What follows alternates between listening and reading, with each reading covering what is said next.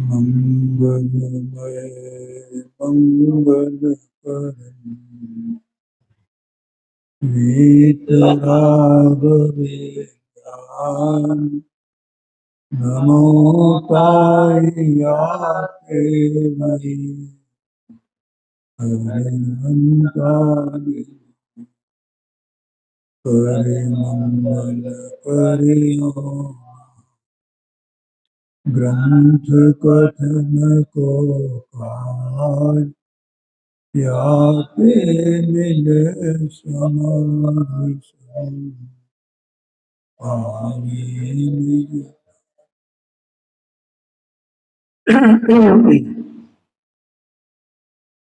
मोक्ष मार्ग प्रकाशक जी ग्रंथ में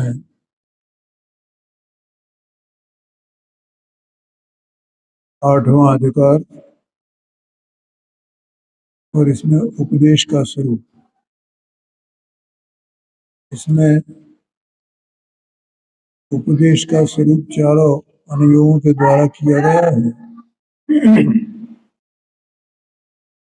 तो पहले उन चारों अनुयोगों का प्रयोजन बताया, अब यहाँ उनसे संबंधित विधान बता रहे हैं। विधान का मतलब है कि उसमें कथन किस किस प्रकार के हैं, एक एक अनुयोग में। तो प्रथमानुयोग में किस प्रकार के कथन है ये अपन ने पढ़े ना इसमें।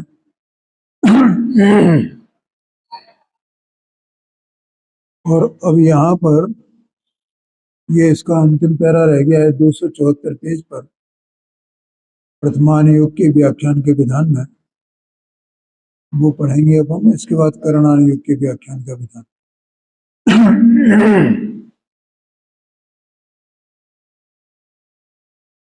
देखो यहाँ कहते हैं, तथा कितने ही पुरुषों ने पुत्रादि की प्राप्ति के अर्थ अथवा रोग कष्टादि दूर करने के अर्थ चैत्यालय पूजन आदि कार्य किए, स्तोत्रादि किए, नमस्कार मंत्र स्मरण किया। क्या मतलब हुआ इसका कि यहाँ पर प्रथमानुयोग में ऐसे कितने ही पुरुषों का वर्णन है जिन्होंने धर्म प्राप्त करने के बहाने से, मतलब धर्म में तो आए, जैन धर्म तो अंगीकार किया, लेकिन जैन धर्म अंगीकार करके उन्होंने धर्म को लौकिक इच्छाओं की पूर्ति का साधन मान करके साधा। यही तो है ना इसमें। पुत्रादि की प्राप्ति के लिए वे धर्म करते हैं, भगवान की स्तुति करते हैं, स्तोत्र करते हैं। लिखा है ना स्तोत्रादि किए। नमस्कार मंत्र का स्मरण किया, काय के लिए किया? लौकिक लब्धियां प्राप्त करने के लिए, उपलब्धियां प्राप्त करने के लिए,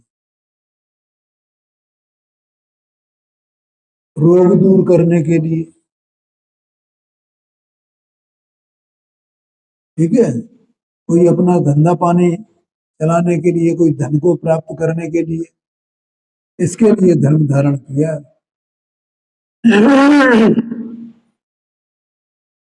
ऐसा इस प्रथमानुयोग में आता है। जैसे अभी मैं एक पद्म पुराण पढ़ रहा था, तो उसमें जो है एक ब्राह्मण है, बहुत दरिद्र है वो, और वो जो है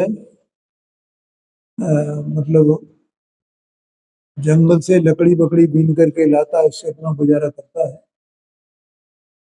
तो जब उसे ये मालूम पड़ता है कि श्री राम यहाँ आए हुए हैं,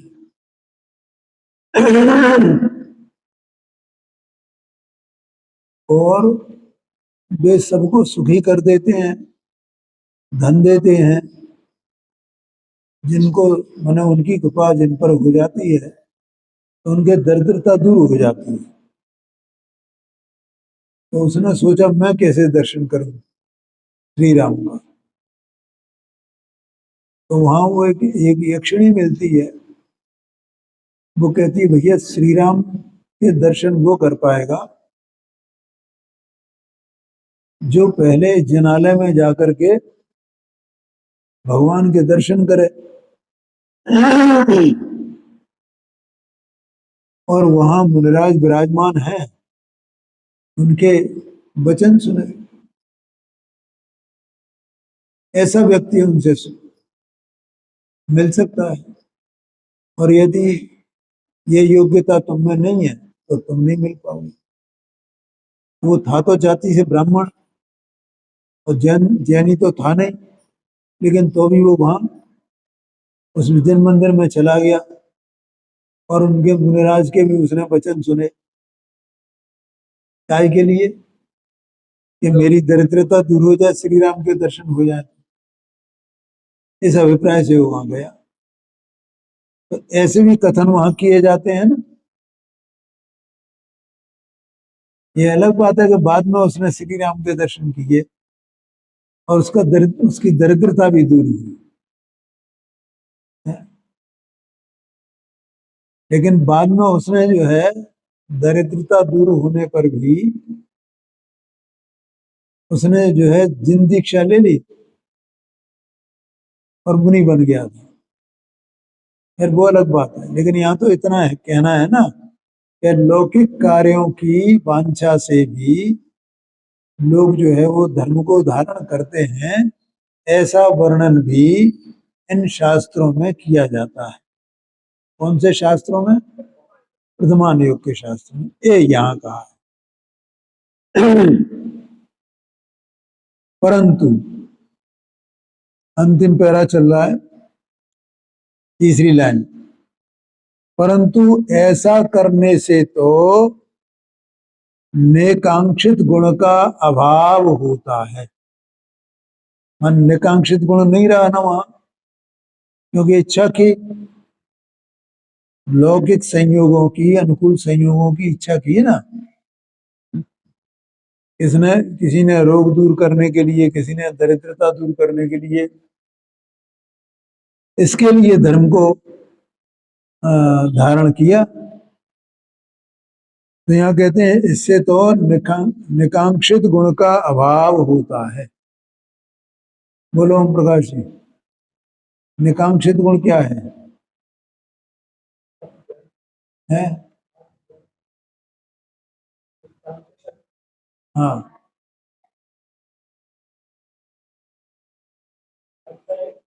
हाँ, वांछा रहे माने सम्यक दर्शन के जो 8 अंग होते हैं, गुण होते हैं, उनमें एक है ये निकांक्षित गुण। हाँ, तो यहाँ ये कह रहे हैं कि ऐसा करने से तो निकांक्षित गुण का अभाव हुआ ना, और निदान बंध नामक आर्त ध्यान हुआ कि मैं ऐसा धर्म धारण करूं तो इससे मुझे ये मिलेगा। ऐसा निदान बंध किया उसने, नहीं मिला भैया। अरे 274 पेज पर देखो नीचे का पैरांत है। हाँ, अंतिम पैरा है, तीसरी चौथी लाइन चल रही है।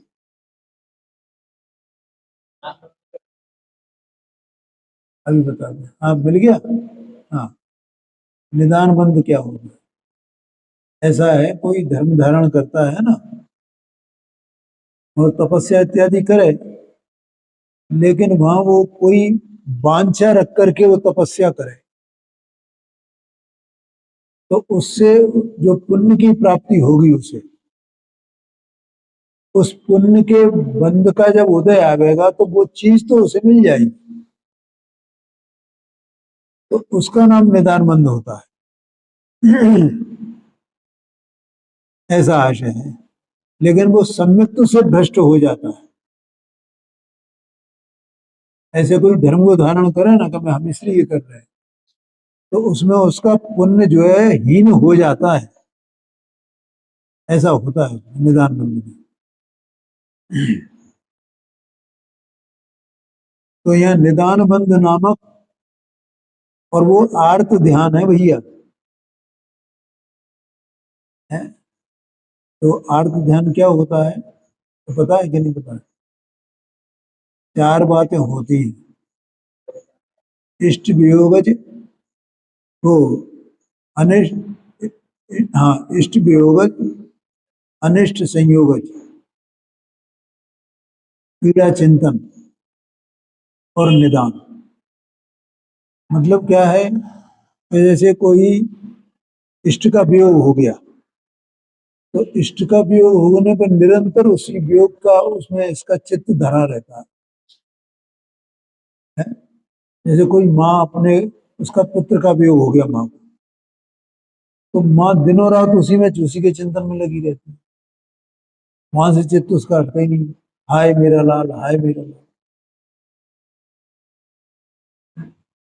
अनिष्ट संयोग, कि कोई अनिष्ट का संयोग हो जाए,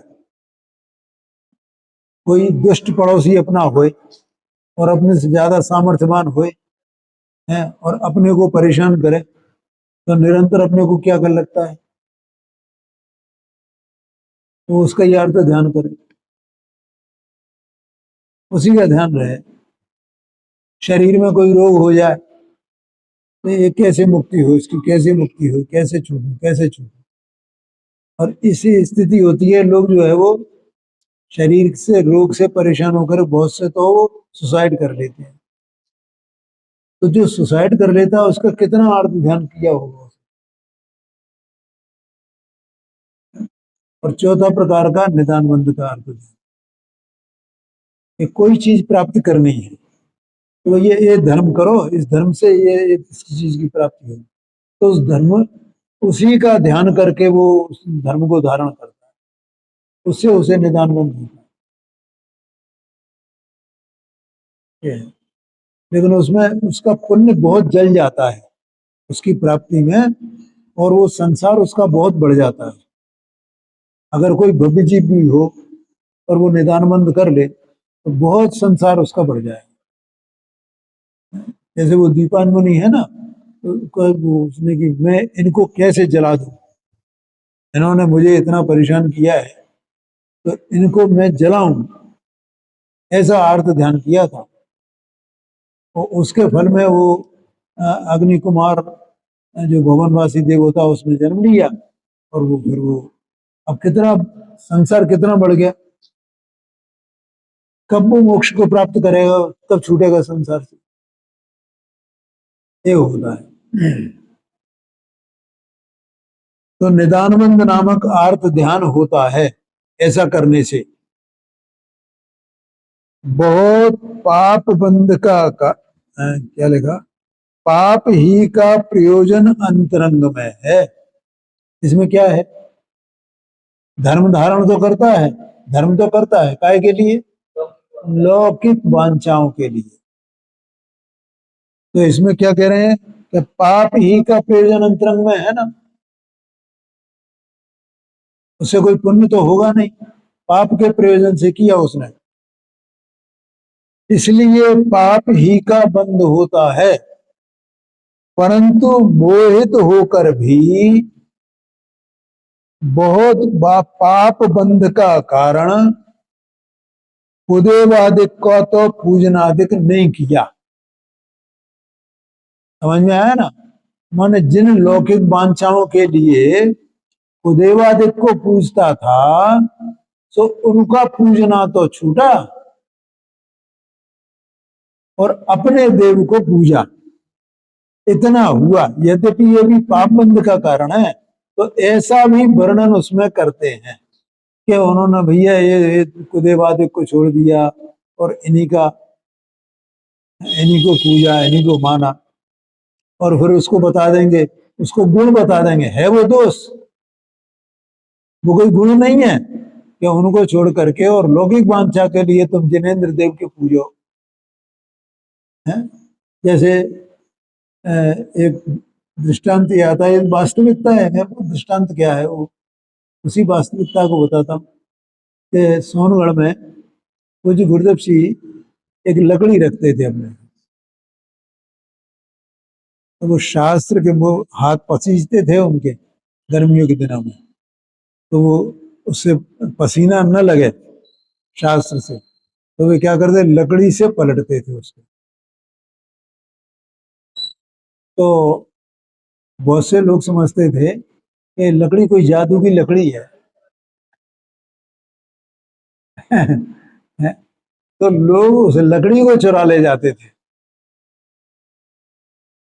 कि इसमें कुछ जादू है, जिसके पास ये लकड़ी पहुंच जाएगी वो धनवान हो जाएगा, माला माल हो जाएगा, ऐसी स्थिति थी। तो मतलब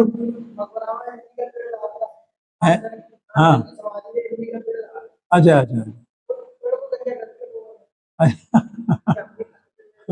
बोलो, ये बात मुझे आज मालूम पड़ गई, मुझे नहीं मालूम है।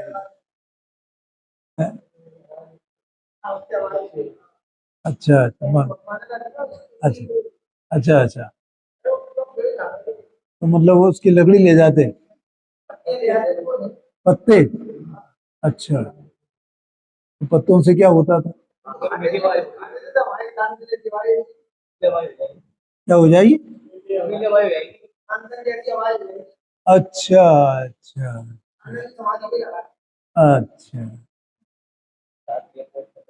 हाँ, तो मतलब इस तरह की लौकिक वांछाओं के लिए वो करेगा, तो उसमें ये दोष हैं, लेकिन दोष होने पर भी उसे गुण बताया जाता है कि देखो उसने उसके छोड़ दिया और ये अपने ही धर्म को माना और जिनेंद्र देव की पूजा की, इतना उस आगे कहते देखो, इतना उसका गुण ग्रहण करके उसकी प्रशंसा करते हैं, कहा, प्रथमान योग के शास्त्रों में, ठीक है। अब आगे पंडित जी साहब कहते हैं, इस छल से औरों को, माने जो समझदार हैं, लौकिक कार्यों के अर्थ धर्म साधन करना युक्त नहीं है, योग्य नहीं है, हम धर्म साधन लौकिक कार्यों के लिए करें, ये योग्य नहीं है। इसी प्रकार अन्यत्र जानना, माने प्रथमान योग को पढ़े और पढ़ करके ऐसा करे कि भैया उनने ऐसा किया और उनको इस वांछा पूर्ति हो गई उनकी, और ऐसा होता है ना, उसमें अपन जो पढ़ते हैं पूजाओं में, तो ये वृंदावन दास जी ने जो पूजा बनाई है ना, ऐसी अनेक पूजाएं, ऐसे ही वो एक 3 लोक विधान की एक पूजा है, विधान है वो 3 लोक का विधान, उसकी भी पूजा है। तो उसमें क्या आता है कि जो इस पूजा को करता है उसको बहुत धन की प्राप्ति होती है, पुत्र पौत्र की प्राप्ति होती है, मनवांछित कार्य पूरे होते हैं, ऐसा उसमें आता, कई कई पूजनों में आता है। जो 24 पूजन है ना, उसमें देखना, जो महार्घ चढ़ाने के बाद, जयमाला के बाद, वो नीचे फिर वो आशीर्वाद के लिए दिया रहता है ना कोई छंद एक, तो उसमें छंद में ये लिखा होगा कि जो इन भगवान की ऐसी पूजा करता है तो उसके सारे मनोरथ पूरे पूरे हो जाते हैं, पुत्र पौत्र की प्राप्ति होती है, धन संपदा की प्राप्ति होती है, ऐसा वहां लिखा। तो कोई उसको ही समझ करके वैसा करे, आया समझ में। मैं देखता था कि वो जो, हाँ, 13 दीप विधान की पूजन है वो, उसको इंद्रध्वज विधान कहते हैं ना, वो वाली। तो वो इनके पुराने कोई लेखक है, ये तो अभी तो वो राजमल पवैया जी का है, हाँ, उधर वो पुराना वाला चलता है। तो उसमें जो है वो ये बातें उसमें आती हैं, हर एक पूजा के अंत में इस प्रकार की कथन आते हैं।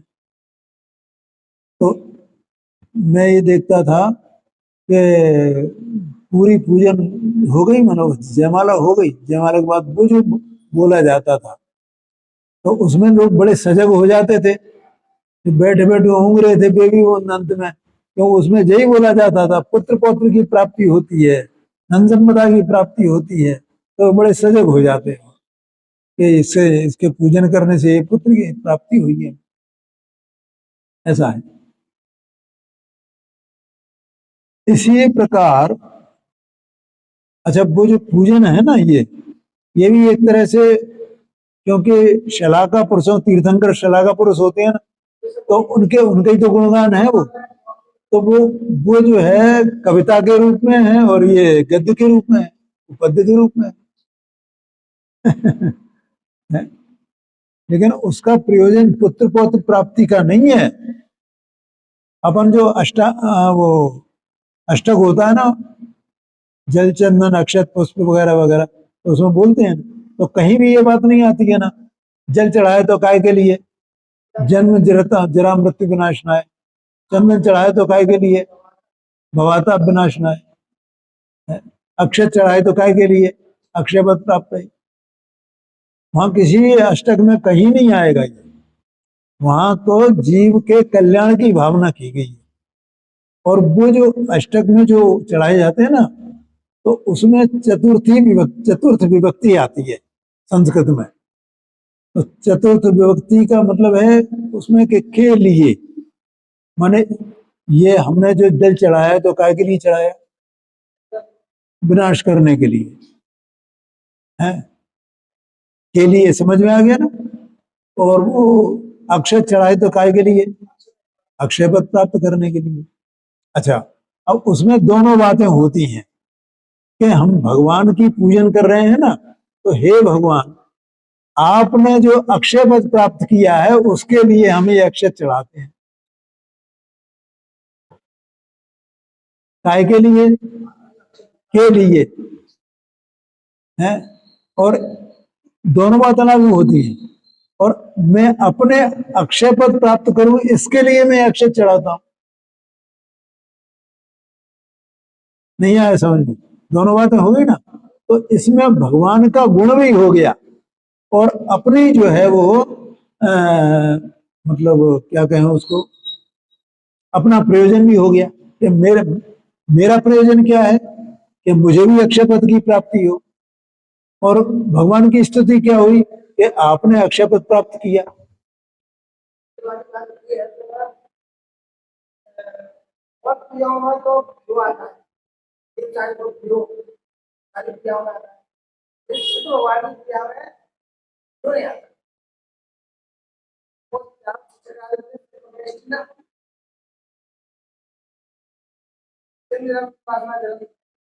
हाँ, सिद्ध परमेष्ठ ने बोलते हैं ना।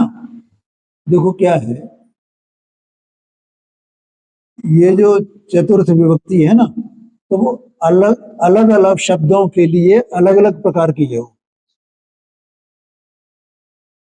जो संस्कृत में होते हैं ना, उनकी अलग अलग प्रकार के होते हैं, इसलिए वहां परमेष्ठ ने बोला जाता है।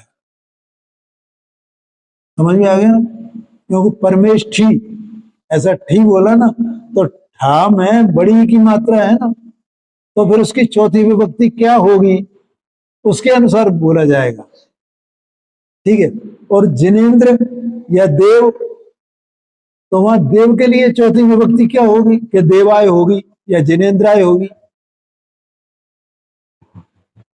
हाँ, है। अच्छा, जब 24 तीर्थंकर की अपन पूजन करेंगे तो वो बहुवचन हो गया, और एक महावीर स्वामी की पूजन करेंगे तो वो एक वचन हो गया। तो बहुवचन के लिए तीर्थंकरेभ्यो, चतुर्विंशति तीर्थंकरेभ्यो ऐसा बोलेंगे, वो बहुवचन के लिए है, ऐसा है। तो अलग अलग प्रकार का है, इसलिए वो अलग अलग शब्द बोले जाते हैं। आ गया समझ में। आगे कहते हैं देखो, इसी प्रकार प्रथमान योग में अन्य कथन भी हो, उन्हें यथासंभव जानकर भ्रम रूप नहीं होना। जब हम ये प्रथमान योग पढ़ें तो उसमें हम भ्रमित नहीं हो, उसका प्रयोजन समझ लें कि इसमें किस प्रकार से ये कथन किए गए हैं, क्यों किए गए हैं, और हम उसके लिए वैसा मतलब यथार्थ स्वरूप हम समझे उसका। इसलिए हम विधान का यथार्थ स्वरूप बताया। अब दूसरा है, देखो, कर्णान योग के व्याख्यान का विधान। माने कर्णान योग में किस प्रकार के कथन किए गए हैं, ये चर्चा इसमें आएगी। अब कर्णान योग में किस प्रकार व्याख्यान है सो कहते हैं, जैसा केवल ज्ञान द्वारा जाना वैसा कर्णान योग में व्याख्यान है। क्या कहा? कर्णान योग में जो व्याख्यान है, जैसा केवल ज्ञान द्वारा जाना गया है वैसा व्याख्यान है। उसमें आया था ना, तारतम्य नहीं लगाना, इसमें पहले आया था ना पिछले पेज पर। तो अपन ने क्या मतलब, पॉइंट टू पॉइंट नहीं लगाना, लेकिन यह कर्णान योग में पॉइंट टू पॉइंट बात है। आ गया समझ में? एक बात। अब दूसरी बात कहते हैं, तथा केवल ज्ञान द्वारा तो बहुत जाना। केवल ज्ञान द्वारा कितना जाना है? तो लोकालोक सब जानते हैं, सब जाना है उन्होंने, परंतु जीव को कार्यकारी, जीव कर्मादिक का व त्रिलोकादिक का ही निरूपण इसमें होता है। माने जो जीव का प्रयोजन जिससे सिद्ध हो है? जो जीव इस कर्णान योग को पढ़ेंगे, सुनेंगे, समझेंगे, तो जिस तरह उनका प्रयोजन सिद्ध हो, उनके कल्याण का मार्ग प्रशस्त हो, उस प्रकार से इसमें वर्णन किया गया है। काय में? कर्णान योग में। जाना तो बहुत गया है, तो सबका सब इसमें वर्णन नहीं है। तो सबका सब वर्णन करते हैं तो क्या हो जाएगा? है? तो जीव को कार्यकारी, पहला पॉइंट है। जीव कर्मादिक का, माने जीव और कर्म, इन दो का वर्णन है। माने कर्म के निमित्त से जीव के क्या क्या परिणाम कैसे कैसे होते हैं, उनका वर्णन है। और जीव के परिणामों के निमित्त से कर्मों की क्या क्या दशा होती है, उनका वर्णन है। एक गोमटसार जो ग्रंथ है ना, गोमटसार नाम सुना हो, इसके दो भाग हैं, एक जीव कांड के नाम से, एक कर्म कांड के नाम से। जीव कांड के नाम से है तो उसमें जीव के परिणाम दिए गए हैं, सब गुणस्थान वगैरह, मारगणा वगैरह का जीव कांड में है। और कर्म कांड तो मैंने देखा भी नहीं है असल में, कहीं मुझे पुस्तक मिली नहीं। जीव कांड की पुस्तक तो मिली थी, तो उसको तो मैंने पढ़ा है, स्वाध्याय भी किया है, लेकिन वो कर्मकांड वाली नहीं मुझे मिली है, मुझे उसको नहीं देखा। तो जीव कर्मादिक का और त्रिलोकादिक का, तीन लोक का ही। भगवान ने तो लोकालोक सब जाना है, लेकिन वर्णन किसका है? तीन लोक का वर्णन है बस। निरूपण इसमें होता है। कर्णान योग का जो वो विषय है, केवल ज्ञान में तो जाना गया बहुत है, लेकिन कर्णान योग में जो वर्णन किया गया वो सीमित है, ये कहने का तात्पर्य है। तथा उनका भी स्वरूप, इनका जीव कर्मादिक का और त्रिलोकादिक का, उनका भी स्वरूप सर्वनिरूपित नहीं हो सकता, पूरा का पूरा नहीं निरूपित किया जा सकता। अब जैसे अकृत्रिम चैत्यालय है, तो अकृत्रिम चैत्यालय कितने कहे जाते हैं भैया तीनों लोक में? तो इतने ही हैं क्या? इतने नहीं है, असंख्यात असंख्यात है, लेकिन केवल इतने 7,96,97,481 कितने ऐसे हैं ना, 7 करोड़ या 8 करोड़ है? 8 करोड़ है शायद।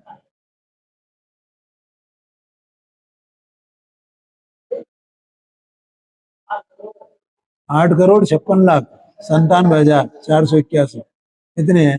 ऊर्ध्वलोक में कितने, मध्यलोक में कितने और अधोलोक में कितने, ये सब वर्णन किया है ना उसमें। है। अब अधोलोक में उनके भवनवासियों के और व्यंतरों के असंख्यात असंख्यात बताए, लेकिन उनका वर्णन नहीं है, संभव ही नहीं है। वो भगवान ने केवल ज्ञान में तो देखे, लेकिन मुख्य मुख्य जो इतने हैं वो इतने हैं, तीनों लोग वो बताए बस।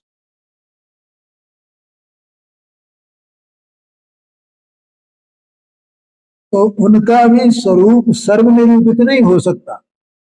इसलिए जिस प्रकार वचन गोचर होकर, माने वचनों से जिसको कहा जा सके और समझा जा सके, याद किया जा सके, छद्मस्त के ज्ञान में उनका कुछ भाव भाषित होए, छद्मस्त को ये जानने में आ जाए, जैसे मध्यलोक के हैं, तो मध्यलोक के कृत्रिम चैत्यालय कैसे कैसे बताए, कि वो तो इतने बख्शार हैं, इतने गजदंत हैं, इतने फलाने हैं, ऐसे ऐसे वो सब गिनाए गए हैं ना, लेकिन वो इतने ही नहीं है, और भी बहुत हैं, तो मुख्य मुख्य बता दिए उसके। ऐसा है, तो 458 है ना, हाँ मध्यलोक के, मतलब मुख्य मुख्य बता दिए, तो मुख्य इतने ही नहीं है, और भी बहुत होंगे। भाव भाषित हो उस प्रकार संकुचित करके संक्षेप में निरूपण करते हैं। यहां उदाहरण, अब इसका उदाहरण देते हैं। जीव के भावों की अपेक्षा गुण स्थान कहे हैं, वे भाव अनंत स्वरूप सहित वचन गोचर नहीं है। क्या कहा है? मिथ्या दृष्टि से लेकर के और कहां तक, अयोग केवली तक, अयोग केवली तक 14 गुण स्थान है ना, तो उसमें क्या ये 14 ही प्रकार के भाव हैं? क्या नहीं, इनमें अनंत प्रकार के भाव समाहित हैं, लेकिन वे भगवान ने अनंत प्रकार के देखे तो हैं, लेकिन संक्षेप में 14 ही प्रकार बताए। इनको ही जीव समझ ले तो इससे ही उसे सब समझ में आ जाएगा। और उनको माने जैसे जितना देखा है उतना मान लो कहा भी जाए तो वो समझ भी नहीं पाएगा उतना, उसके बाद फुर्सत कहाँ है। वो इतने ही समझ ले, ये बहुत बड़ी बात है, ऐसा कहते हैं।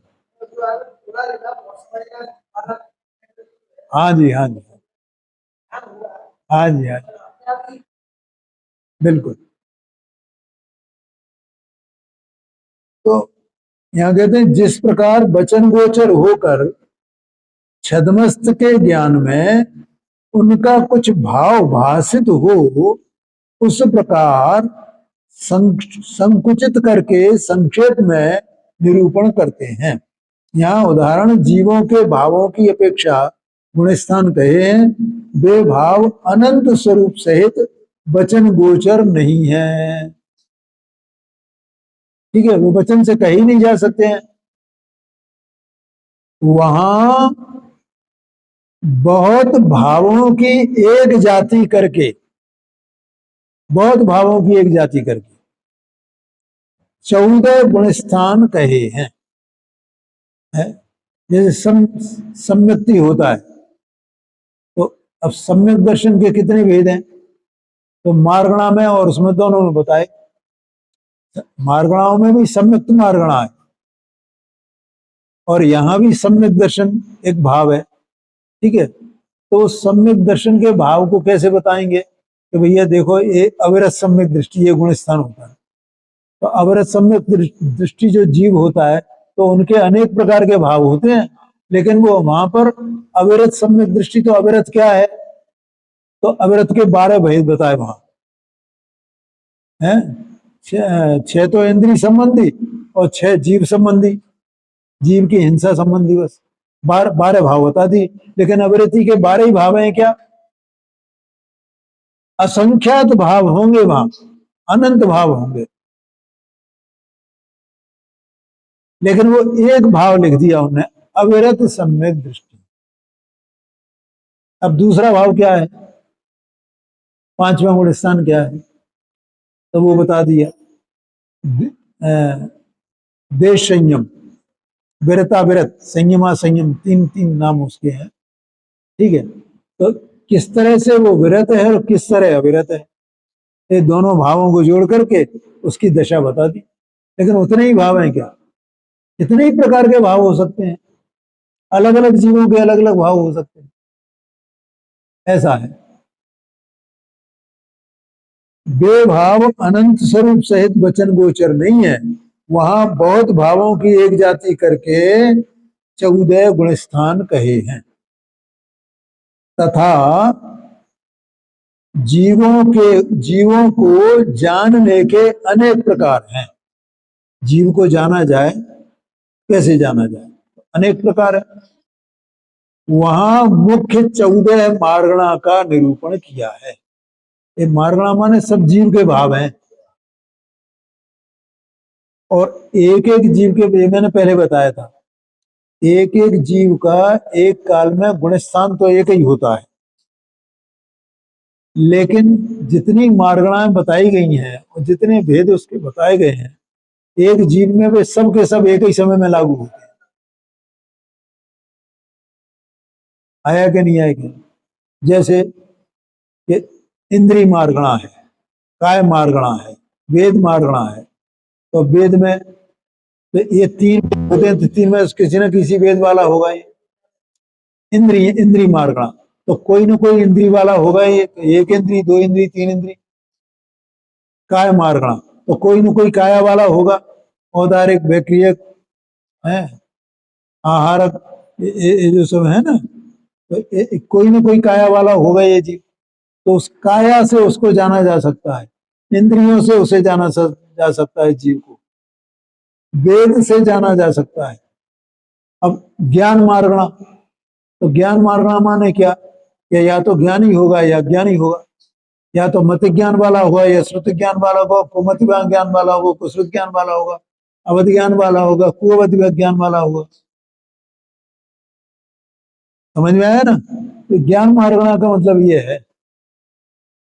ऐसे संयम मार्गणा है, तो संयमी होगा या संयमी होगा या संयमा संयमी होगा, इस प्रकार से है। सम्यक्त मार्गणा, तो सम्यक्त मार्गणा में या तो सम्यक दर्शन वाला होगा, या मिथ्या दृष्टि होगा, या दूसरे गुण स्थान वर्ती होगा, या तीसरे गुण स्थान वर्ती होगा। ये सब सम्यक से संबंधित है। ठीक है, तो सम्यक दर्शन भी होगा तो क्षायक सम्यक दर्शन होगा, या औपशमिक सम्यक दर्शन होगा, या क्षावसमिक सम्यक दर्शन होगा।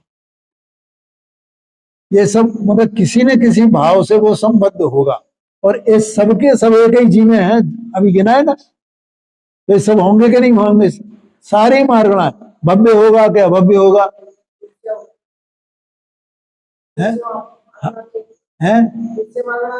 कौन सी? हाँ, लेशा मार्गणा है ना, तो कोई ना कोई लेशा वाला होगा ना।